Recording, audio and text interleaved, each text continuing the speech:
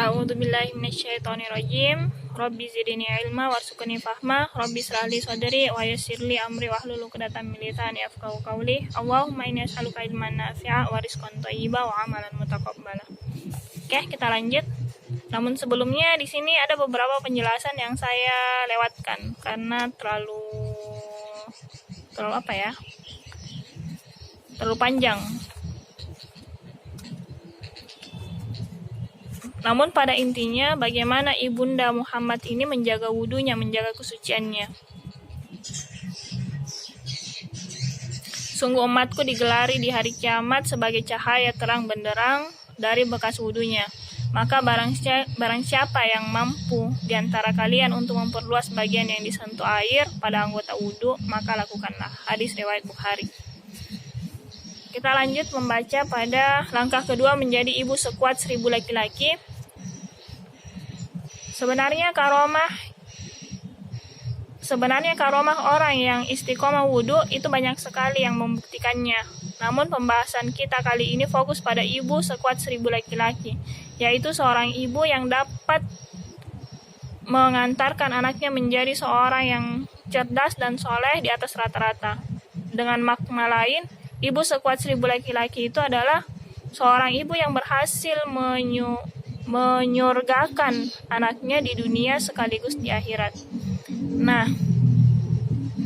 langkah kedua untuk menjadi seorang ibu sekuat 1000 laki-laki, sebagaimana dalam kisah Ummu Muhammad sebelumnya, adalah selalu istiqomah menjaga dirinya dengan berwudu. Menjaga wudu di sini tidak sebatas pada membasuh anggota wudu secara lahir, tapi juga batin.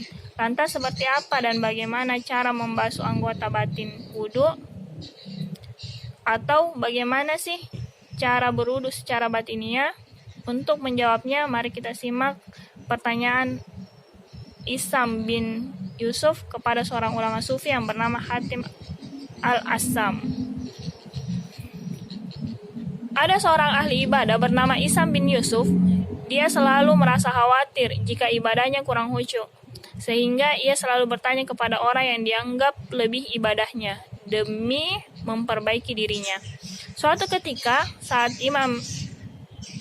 Isam bin Yusuf menghadiri majelis seorang abid bernama Hatim al-Assam, ia bertanya, "Wahai Abu Abdurrahman, bagaimanakah cara Tuhan sholat?" Hatim pun menjawab, "Apabila masuk waktu sholat, aku berwudu lahir dan batin." Bagaimana wudu lahir dan batin itu?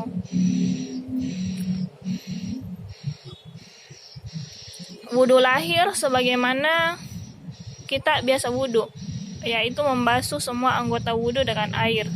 Sementara wudu batin adalah membasuh anggota dengan 7 perkara, yaitu bertobat, sesali dosa yang telah dilakukan, tidak tergila-gila akan dunia, tidak mencari mengharap pujian orang, riya, tinggalkan sifat berbangga, tinggalkan sifat khianat dan menipu, tinggalkan sifat dengki. Hatim pun melanjutkan,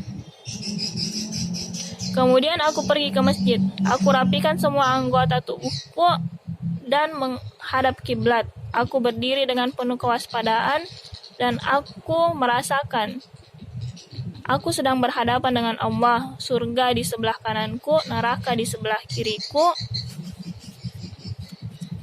Malaikat maut berada di belakangku.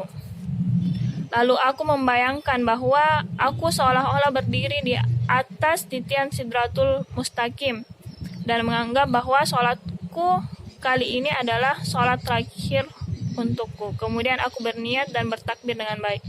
Hatim menambahkan, "Setiap bacaan dan doa di dalam sholatku, aku paham akan maknanya. Kemudian aku ruku dan sujud dengan tawadu. Aku bertasyahud dengan penuh pengharapan dan aku memberi salam dengan ikhlas. Beginilah aku sholat selama 30 tahun. Setelah mendengar jawaban Hatim, Isam bin Yusuf pun menangis karena ia merasakan ibadahnya kurang sempurna jika dibandingkan dengan Hatim. Ya, itu saja dulu. Besok insya Allah kita akan lanjutkan. Assalamualaikum.